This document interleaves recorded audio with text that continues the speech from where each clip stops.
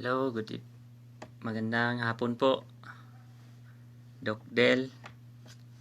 Magandang hapon po, Kuya Ben, Brad Marvin, Pastora Pam. Po kasi ako marunong mag-live eh. Sa Pilipinas po, Bro Herme, good evening po. Magandang hapon, magandang gabi po dyan. Sis Maricar. So, andito na naman tayo no sa ating daily devotion upang makapag-aral tayo sa salita ng Diyos. Maraming salamat po sa inyong patuloy na pag-participate po sa gawaing ito. Ginagawa po natin to para po sa ating mahal na Diyos.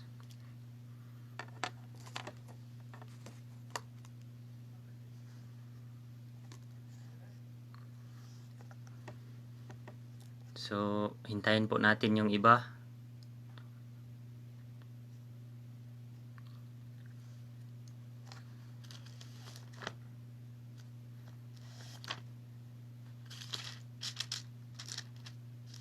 Hintay lang po tayo kaunti ha.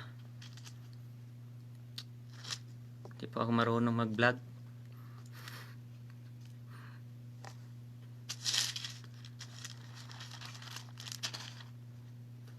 Bro Flavio, magandang hapon po.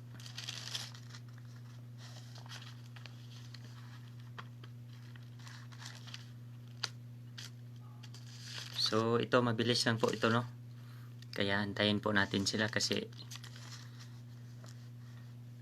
pag ako po ang mag-exhort, mga pinakamataas na po yung 30 minutes and 1 hour. Sis Ginalen, Pastora Ginalen. Good evening. Good evening, Pastora Bibian.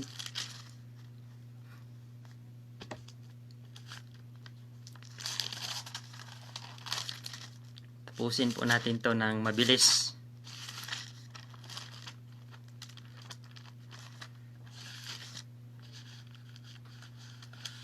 Bro Joey, kumusta ka na po? Antayin lang po natin. Maaga pa naman.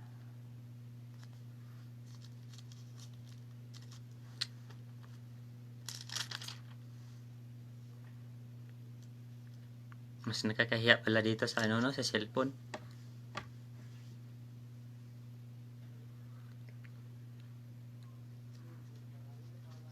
Nahiya ako dito sa cellphone eh.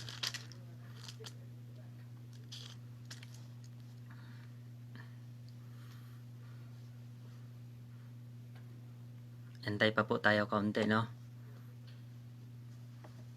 Huwag po kayong mag-alala. Hindi po sasakit yung likod ni dyan. Likod. Yung pala, yung... Hindi ko kasi alam kung umupo kayo or nakahiga.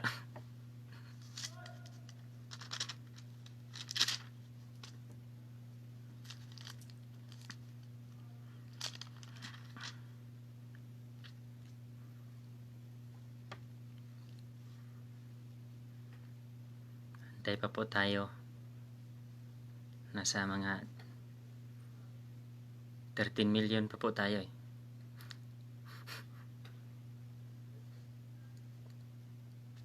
Pastor Rhodes, magandang lalaki po sa iyo. Magandang hapon po pala.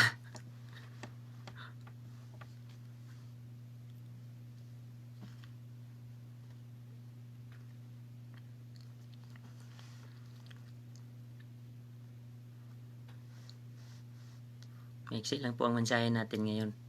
Pastor Roland, ang pinakagwapong pastor.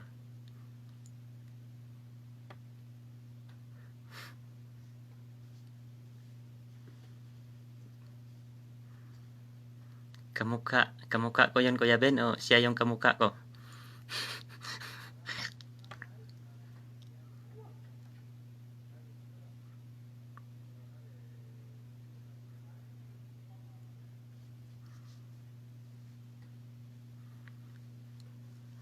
Mapagpalang hapon po sa inyong lahat, no?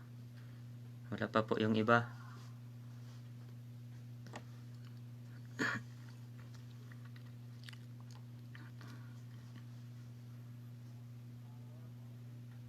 Mga kapatid, patuloy po tayong manonood sa ating daily devotion, no? Kasi ito po ay nagpapalakas sa atin, lalo na sa ating sitwasyon ngayon. Huwag po tayong titigil sa paglingkod sa Panginoon.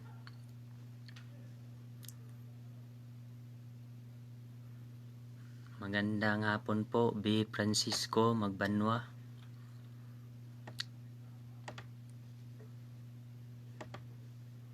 Magandang hapon sa inyong lahat.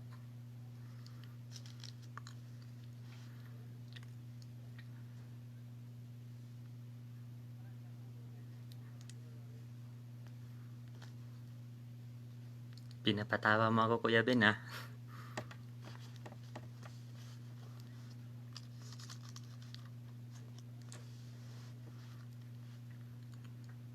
So, pwede na po tayong mag-umpisa siguro, no?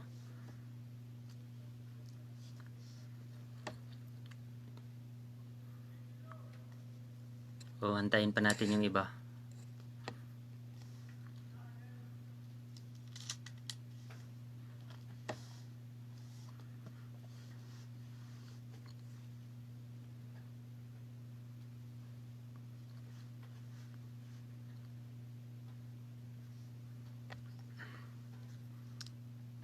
So, pwede na tayo mag-umpisa.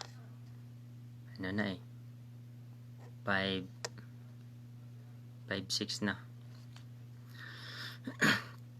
So, magandang hapon po sa inyong lahat muli. Umpisa na po tayo. Yung mga pre-request nyo,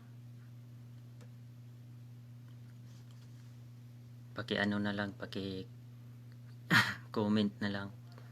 At saka kung hindi ko yan mababasa ngayon, mamaya ipag-pray ko yan pag ano. Kasi nagpipray naman tayo bago matulog. Sama pa rin natin yan. Mga kapatid, panalanginan po tayo. No? Sis Kim, magandang babae po sa'yo ay hapon sa asawa po ni Pastor Roland, si Ate Julian. Magandang hapon po. Gabi na pala dyan sa Pinas, no? So tayo na po ay mag-umpisa. Tayo po ay manalangin sa Panginoon. Hingi po tayo ng gabay. Ama namin na makapangyarihan sa lahat, Lord, nandito po kami, Panginoon, upang makapag-aral sa iyong banal na salita, Lord. Gabayan mo po ako ngayon, Panginoon. Lahat po ng gawa ng kaaway, Lord, ilayo mo po sa akin, Panginoon. Bigyan mo po ako ng kaalaman, Lord, na nagmumula sa iyo, Panginoon, upang maihayag ko ang iyong mensahe, Lord, na malinaw, maliwanag, Panginoon. At sa mga kasamahan ko ngayon, Panginoon, na nakikinig, Lord, gabayan mo rin po sila, Panginoon, sa kanilang buhay. Palagi mo po sa proteksyonan sila, Panginoon, sa kanilang mga ginagawa araw-araw, Lord. Buksan mo po ang kanilang puso at isipan, Panginoon, upang makinig sa iyong salita, Lord. Sa aming mga kasamahan ngayon, Panginoon, kung nasaan man sila naroon, Lord, ikaw po ang magabay sa kanila, Panginoon, at palagi mo po silang palagi mo pong hipuin ang kanilang puso, Lord, na maging tapat sila, Panginoon, sa paglilingkod sa Lord, at palagi silang makikinig, Panginoon, araw-araw sa devotion na ito, Lord. Lord, wala po akong magagawa sa sarili ko kung wala ka, Panginoon. Wala po yung makikita sa aking buhay, Lord, kundi ikaw lang po, Panginoon, sa araw na ito, Lord. Ibabalik ko po sa iyo, Panginoon, ang pinakamataas na pupuri at pasasalamat. In Jesus' mighty name, Amen. So mga kapatid,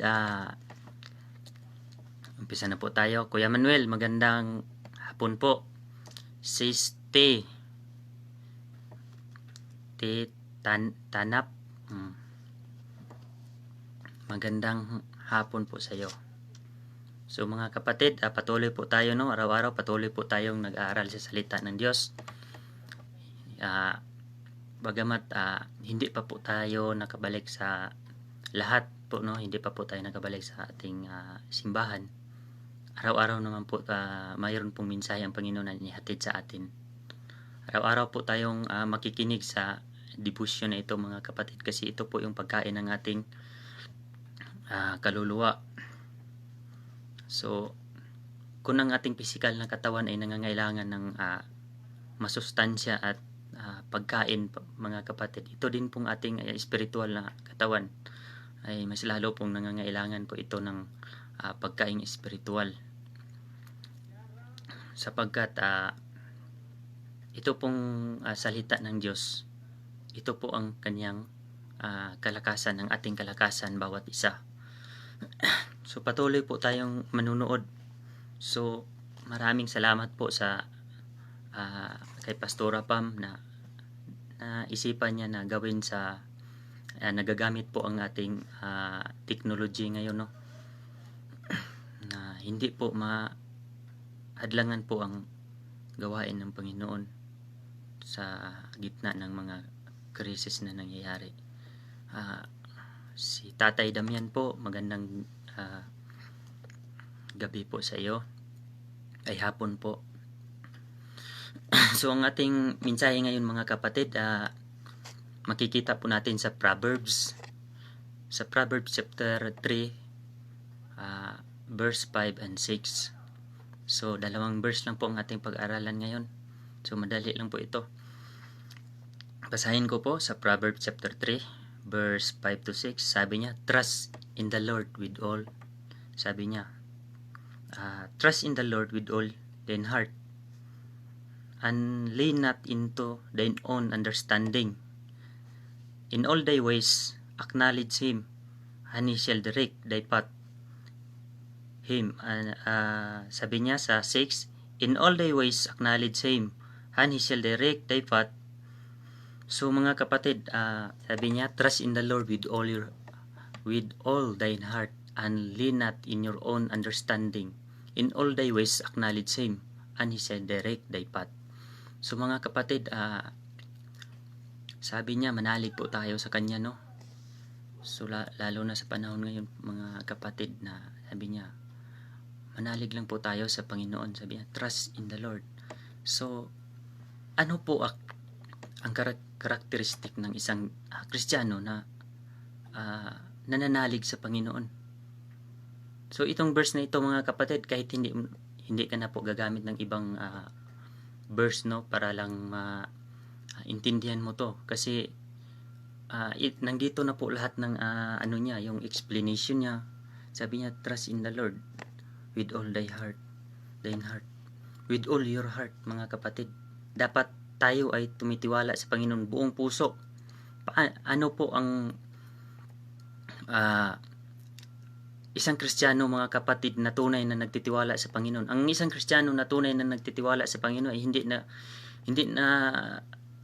hindi nananahan sa kanyang sariling kaisipan. Hindi umaasa sa kanyang sariling kagalingan, sa kanyang katalinuhan. Ang totoong Kristiyanong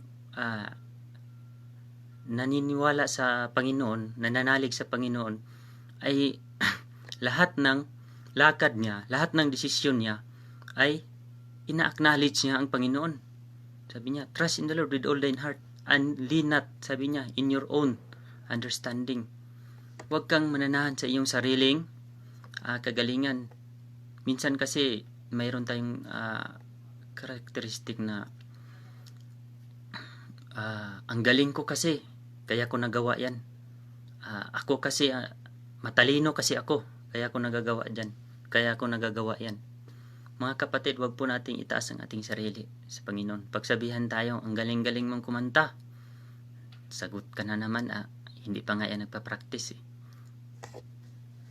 Mga kapatid, bilang isang Kristiyano, dapat wag po tayong mananahan sa ating sariling kaisipan. Sabi niya, in all thy ways acknowledge Him. Sabi niya. So, number 1 po, ang point ko po dito, God's direction. So, ang isang Kristiyano na totoong sumasampalataya sa Panginoon, hindi nananahan sa kanyang sariling kaisipan, kung hindi siya po ay sumusunod sa direksyon ng Panginoon. No? Kailangan sa lahat ng lakad natin, Lord, ating ikonsulta sa Panginoon. Kahit kaunting bagay, mga kapatid, sa buhay natin na ating ginagawa, dapat ikonsulta natin sa Panginoon. Lord, ito ba yung mo? Ito ba yung kalooban mo, Panginoon? 'Di ba? Dapat lahat, kahit sabihin natin kaunting kaunting bagay lang to, kaya ko to, mga kapatid.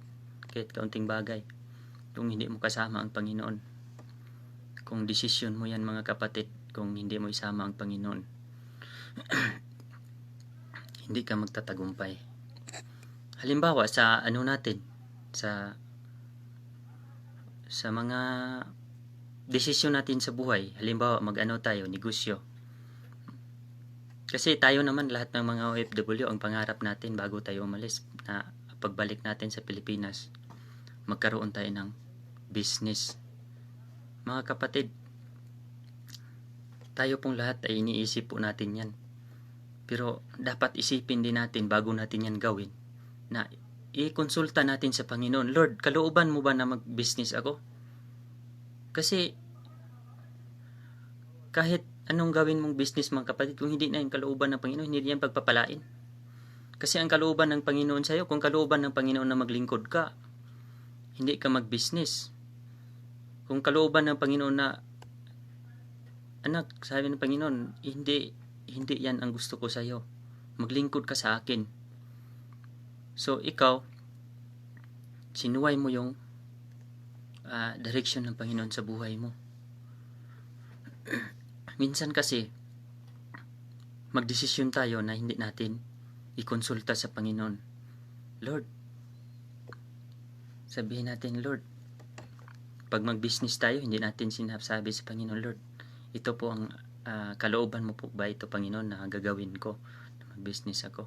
Hindi tayo nagkonsulta sa Panginoon. Ginagawa natin sa sarili lang natin. Tapos, nag-build tayo ng business. Pag-build natin ng business, yun. Saka natin sabihin sa Panginoon, Lord, pagpalain mo to, Panginoon. Mga kapatid, nung nagdesisyon ka, hindi mo nga sinasabi ng sa Panginoon na, Lord, mag-business ako, Panginoon. Kalooban mo ba ito? Hindi mo nga sinabi sa Panginoon, tapos pag umpisahan mo na sabihin mo, i-bless mo ito, Panginoon. Hindi yan i-bless ng Panginoon kasi hindi naman yung kalooban niya sa buhay mo eh. Ang kalooban niya, maglingkod ka. So, mga kapatid, dapat lahat ng desisyon natin sa buhay, isama natin ang Panginoon. Dapat ikonsulta natin sa Panginoon. Remember po, mga kapatid, sa buhay ni Lot sa Bible. So, siguro alam na nating lahat, no, kung ano ang naging buhay ni Lot. So, pag tingnan natin yung buhay niya, kung basahin natin sa Bible, parang negative puro ang nangyayari sa kanya, no? Dahil sa dahil sa ang dami ng pinagpala sila ng Panginoon, si Abraham at saka si Lot. So, nagkaroon ng pagtatalo yung mga yung mga pastol nila. So, napag-isipan ni Abraham na hindi kailangan nilang maghiwalay, no? Kasi hindi kasya sa kanila yung lupain na iniikutan nila, kasi sa sobrang ang pagpapala ng Panginoon sa kanila, ang dami nilang mga hayop. So sinabihan ni Abraham si Lot na excuse me, kailangan nating magkuan sila, parang magkanya-kanya sila, kasi magano sila ba, separate sila, kasi ang daming ang ano nila, yung mga alaga. So pinapili ni Abraham si Lot, sabi niya kung saan siya pupunta. So nakita ni Lot na nakita niya yung lupain na patag, ang daming tubig. So para sa kanya, sabi niya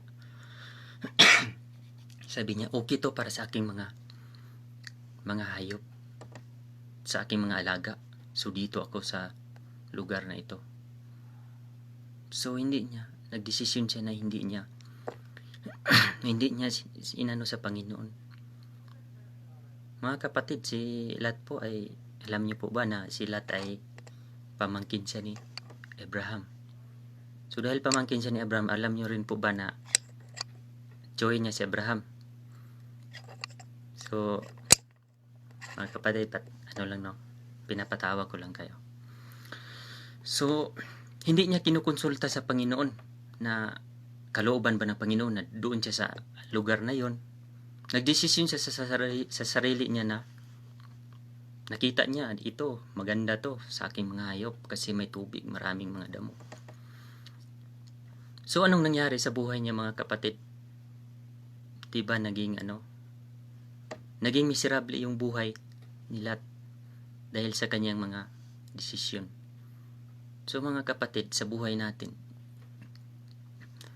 kung gusto mong hindi ka maging miserable, huwag kang magdesisyon na sarili mo lang. Dapat lahat po ng desisyon mo sa buhay,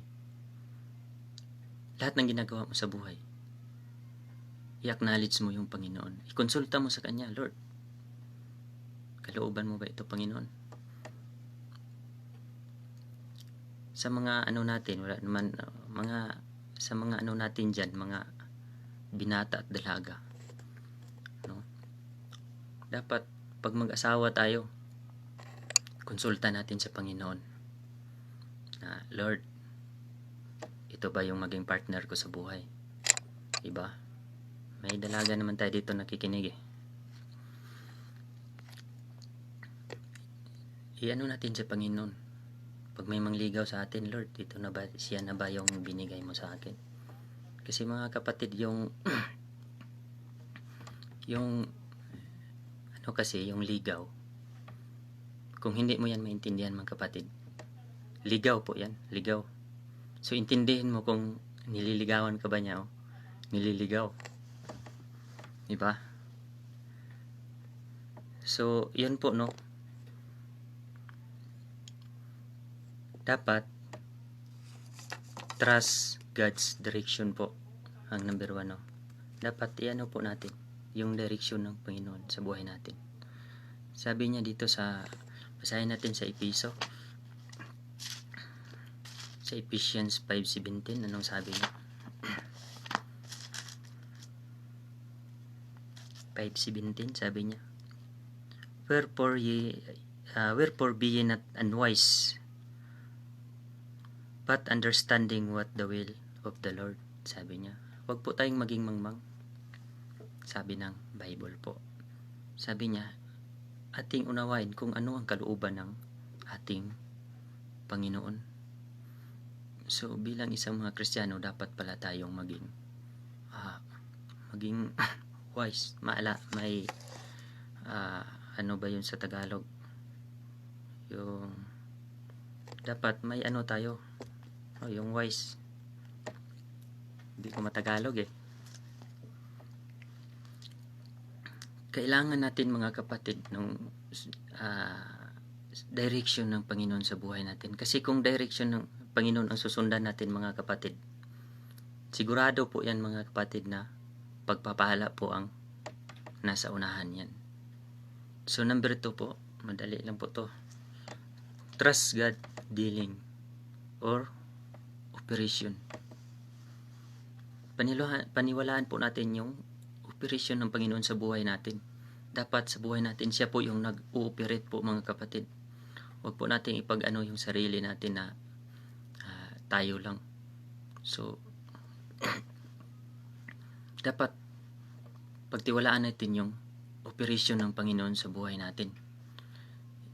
Hindi po tayo yung mananahan tayo sa ating sariling kaisipan. Dapat, number 1, direction ng Panginoon. Number 2, dealing or operation. Dapat pagtiwalaan po natin lahat ng, hindi kasi bilang isang Kristiyano, mga kapatid, yung operasyon ng Panginoon sa buhay natin, hindi po yan palaging smooth. Hindi yun palaging smooth sa buhay natin. Dadaan tayo ng mga pagsubok sa buhay. But remember po, mga kapatid, sa pagsubok, dapat intindihin mo kung yun po ba ay pagsubok or palo. Kasi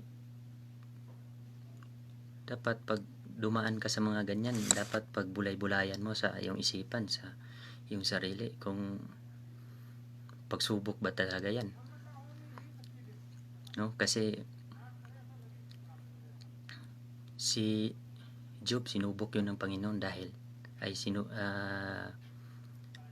ina-allowed po ng Panginoon si Satan sa buhay ni Job dahil nakita ng Panginoon kung gaano katapat si Job. Para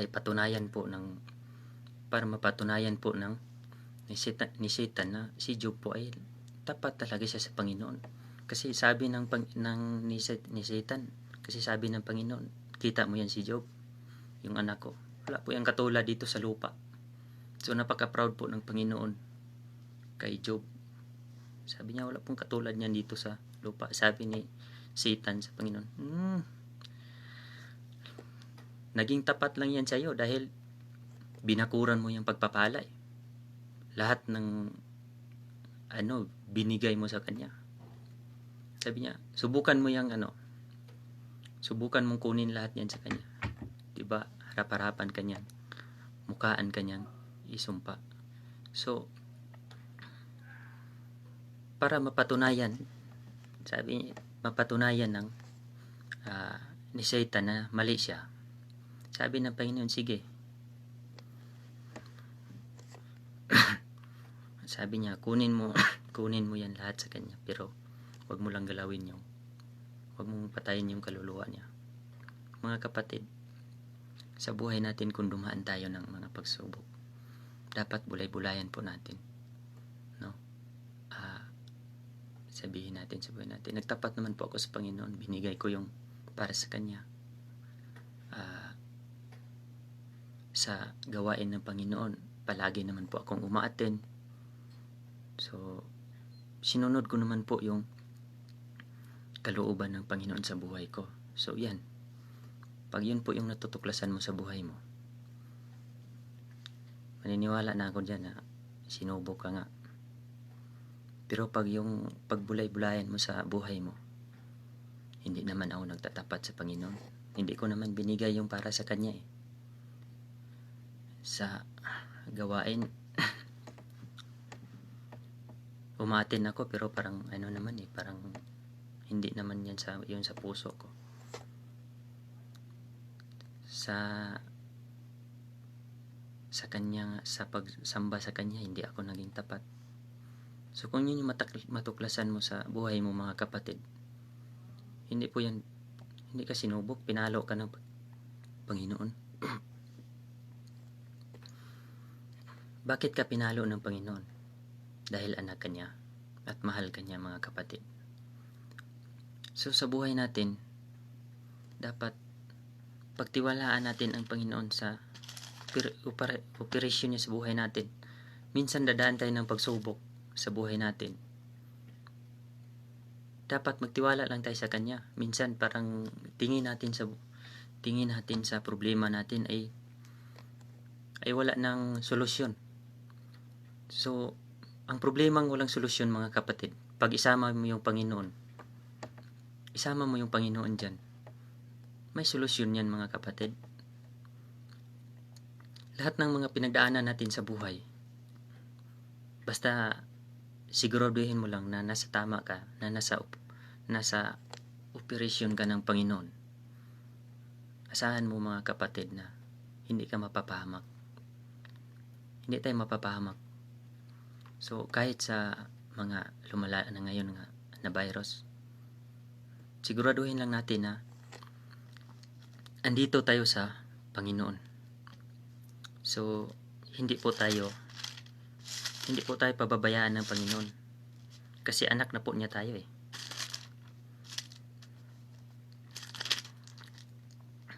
So, dapat bilang isang Kristiyano, dapat tayong magtiwala lang sa Panginoon. Huwag tayong magtiwala sa kakayahan natin. Kasi lahat ng ating mga problema, lahat po ng mga pinagdaanan natin sa buhay, mayroon po yang mayroon po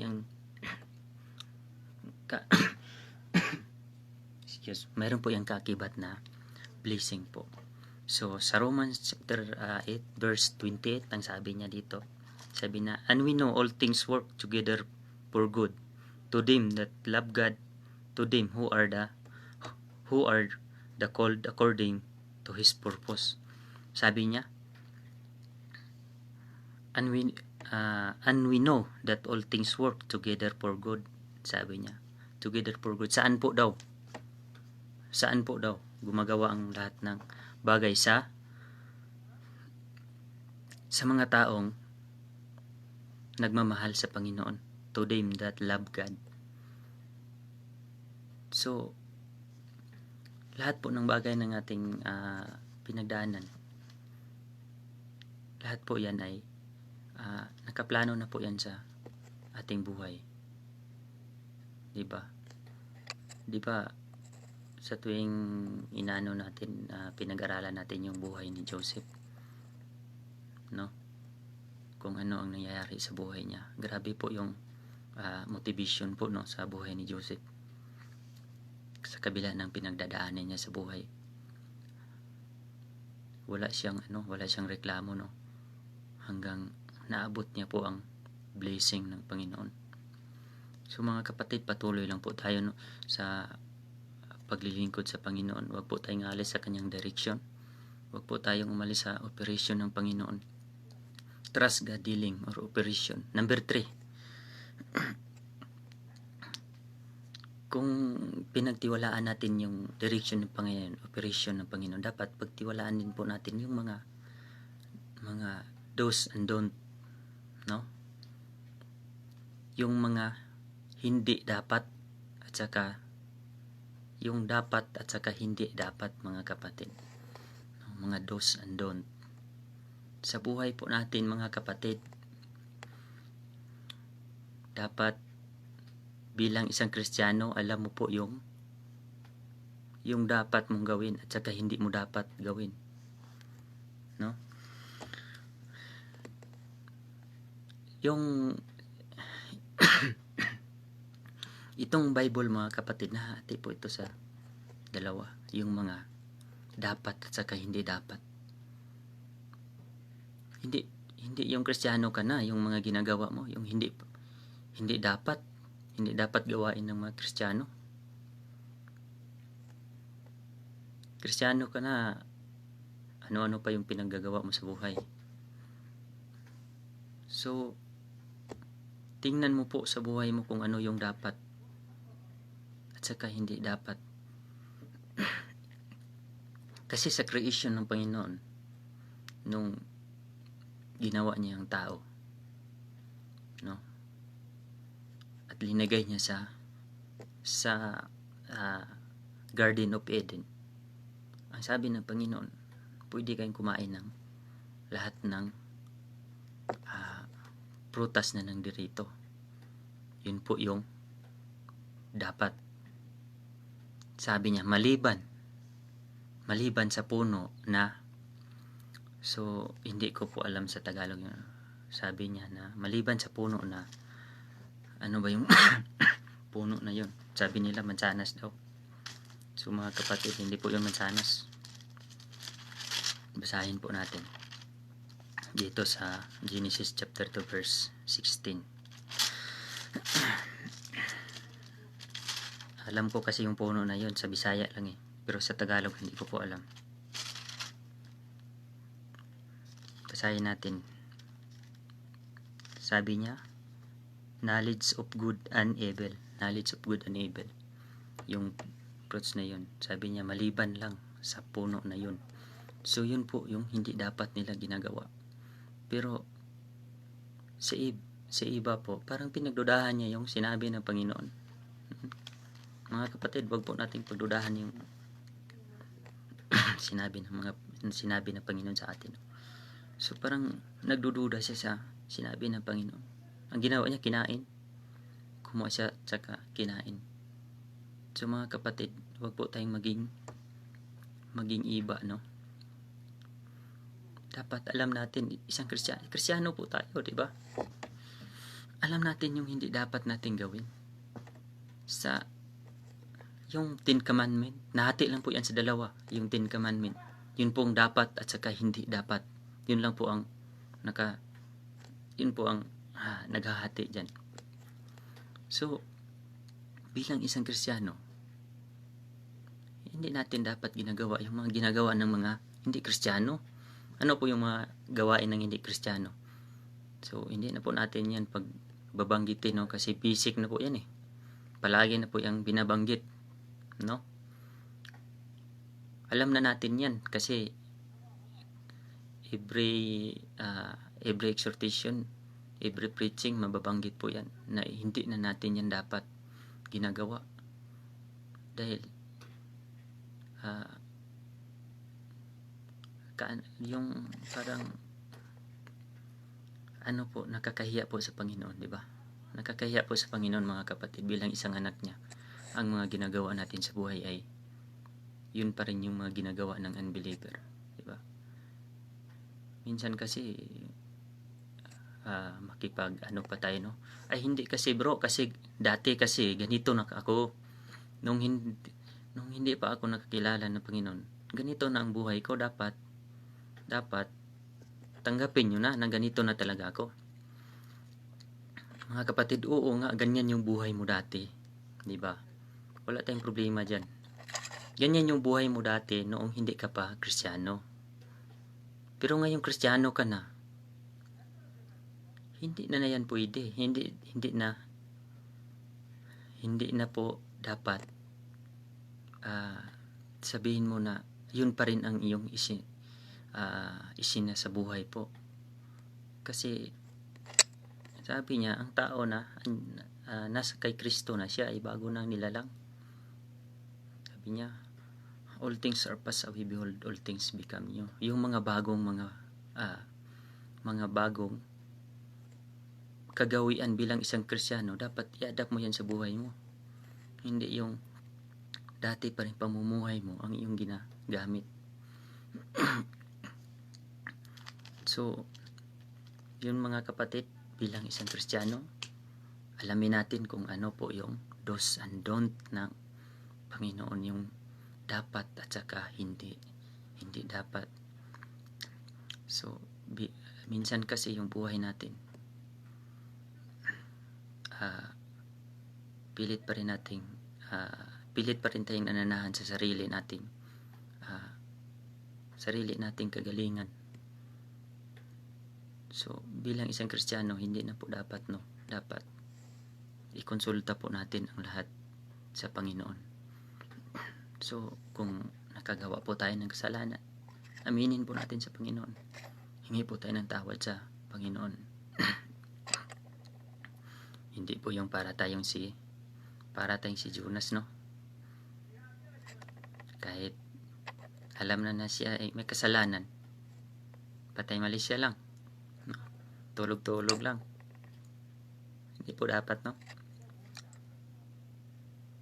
Dapat bilang isang Kristiyano, huwag po tayong patay mali lang po sa kasalanan nating nagawa sa Panginoon. Dapat hingi po tayo ng tawad sa Kanya. Malinaw ba yung boses ko? Kasi kung hindi malinaw, balik po tayo sa number 1. Kasi tapos na po tayo eh.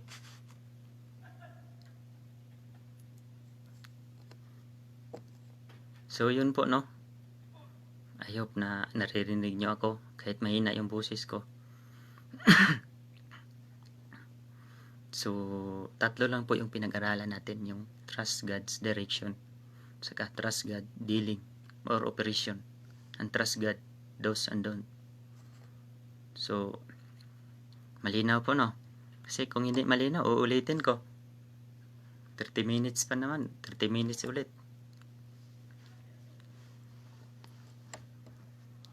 So, yun lang po mga kapatid. I hope na naintindihan nyo po yung salita ng Diyos, no? So, may po ba kayo? Tapos na po tayo. May prayer request po ba kayo?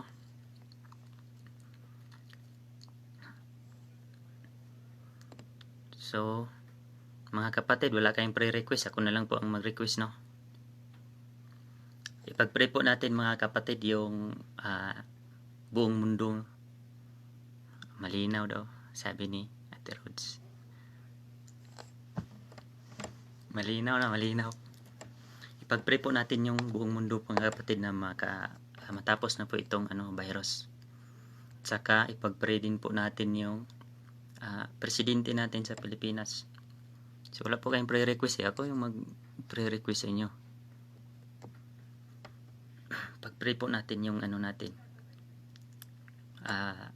Presidente natin sa Pilipinas. Ipag-pray natin na makabalik na po sa normal yung natin, yung normal na pamumuhay yung lahat ng tao, no? Pag-pray din po natin lahat ng mga kapatiran natin na nakakaranas ng panghihina, na palalakasin sila ng Panginoon. So ipag-pray natin. Ipag-pray natin si Sister Kim, no? Kasi manganganak to. Na ipag-pray natin mga kapatid yung safe delivery. Kasi hindi po basta-basta yung manganganak, kasi kahit hindi po ako nakakaranas ng panganganak, alam ko po yung hindi yan hindi yan biro yung manganak. Pag-pray natin yung baby niya tsaka siya na safe delivery po.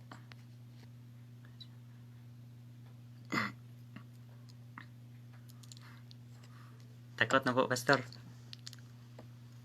So ipag-pray po din natin na makabalik na po tayo sa ating lahat po tayo, na makabalik na po tayo sa ating bahay panambahan po. So mga kapatid, wala po kayong prayer request eh. Yun po yung mga prayer request ko, no? Tulungan nyo po akong mag-pray.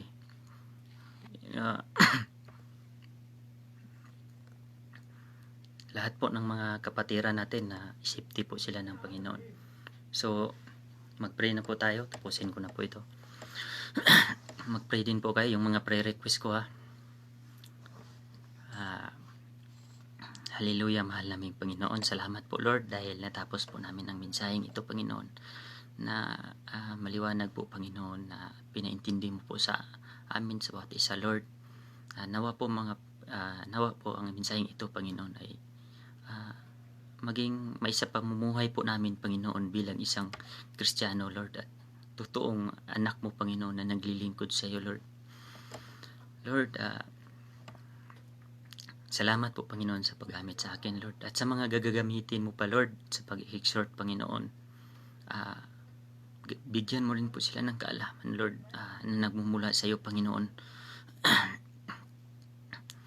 Bigyan mo po sila ng kalakasan, Lord, sa kanilang spiritual at physical na pangatawan, Panginoon. Sa aming mga pastor, Panginoon, na patuloy na naglilingkod sa iyo, Lord. Bigyan mo sila ng kalakasang spiritual at physical, Panginoon. Gabayan mo po sila palagi, Lord. Bigyan mo po sila ng kaalaman na nanggagaling sa iyo, Lord. Sa aming mga kapatiran, Lord, na mga deacons at saka elders, Lord. Sa mga member, Panginoon, sa OICCLG. Sa mga taong patuloy na sumusubaybay sa devotion na ito, Lord. ibigay mo po sa kanila, Panginoon, ang kalakasan, Lord, physical at spiritual. Gabayan mo po sila, Lord. Lukuban mo po sila sa iyong banal na dugo, Panginoon, na palagi silang malakas sa physical at saka spiritual na buhay, Panginoon. Lord, hinihingi ko po sa iyo, Panginoon, na palagi mo po kaming iingatan sa lugar na ito, Lord.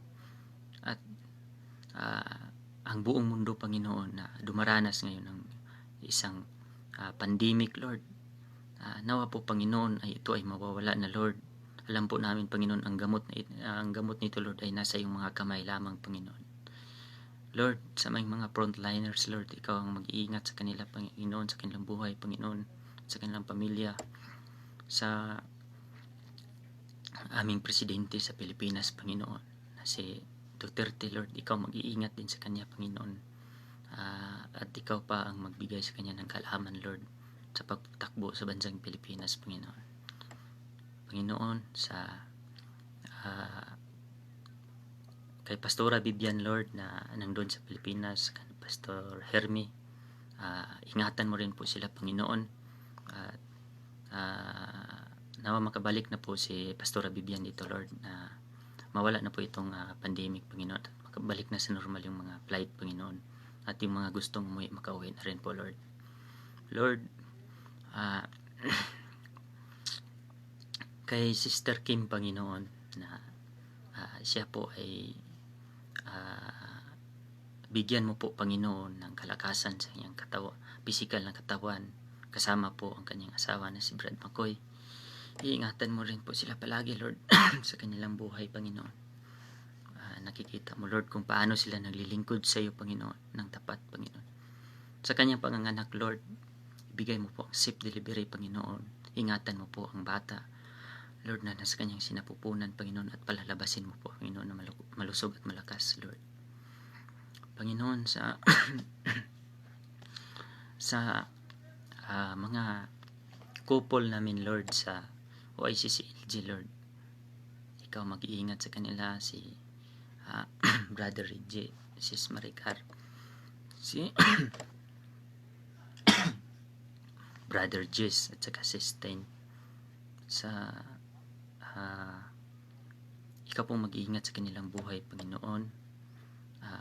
Sa kanilang buhay, ikaw po ang pumapagitna, Lord, na palakasin mo po ang kanilang relasyon nila, Lord, sa iyo, Panginoon. Lord, pinag-pray ko po sa iyo, Panginoon, lahat ng kapatiran namin, Panginoon, na dumaranas ng mga pagsubok sa buhay. Ikaw po, Lord, ang Panginoon na nakakaalam, Lord, kung ano ang kanilang mga problema, ano ang kanilang mga pinagdaanan, Panginoon. Ikaw po, Lord, ang magabay sa kanila, Panginoon. Kung ano man pong problema ang kanilang naranasan, bigyan mo po ng solusyon, Panginoon. Walang problema, Lord, na walang solusyon kung ikaw ang nasa buhay namin, Lord. Panginoon, sa araw na ito, Lord, idinudulog ko rin po sa iyo, Panginoon, ang buhay ni Tatay Damian, Panginoon, na nawa, Lord, maayos na po lahat ng niya, Panginoon, yung mga kailangan niya, Lord, at gusto na rin po siyang makasama ng kanyang mga mahal sa buhay, Lord. Gusto na rin po niyang umuwi, Panginoon. Ikaw po ang sa kanyang buhay, Lord. Ikaw po yung magbigay ng solusyon sa kanyang mga problema, Lord. Panginoon, lahat po naming mga kapatiran na ikaw po ang nakakaalam sa kanilang puso, Panginoon, kung anong nasa kanilang puso, Lord. Ikaw po ang magabay sa kanila, Panginoon, at bigyan mo po ng ikaw po ang magbigay sa kanila ng magandang solusyon sa kanilang mga problema at sa kanilang mga pinagdaanan, Panginoon. Lord, sa araw na ito, maraming salamat po sa iyong kabaitan sa amin. Maraming salamat po, Lord, sa kaligtasan na ibinigay mo sa amin na libre, Panginoon, na walang bayad, Lord. Maraming salamat, Panginoon, sa buhay ng bawat isa na naging kalakasan sa aming buhay, Panginoon, na physical. Lord, ibinabalik ko po sa iyo ang pinakamataas na papuri at pasalamat. In Jesus' name, Amen. So, mga kapatid, tapos na po tayo, no? So, maraming salamat po. God bless po sa lahat.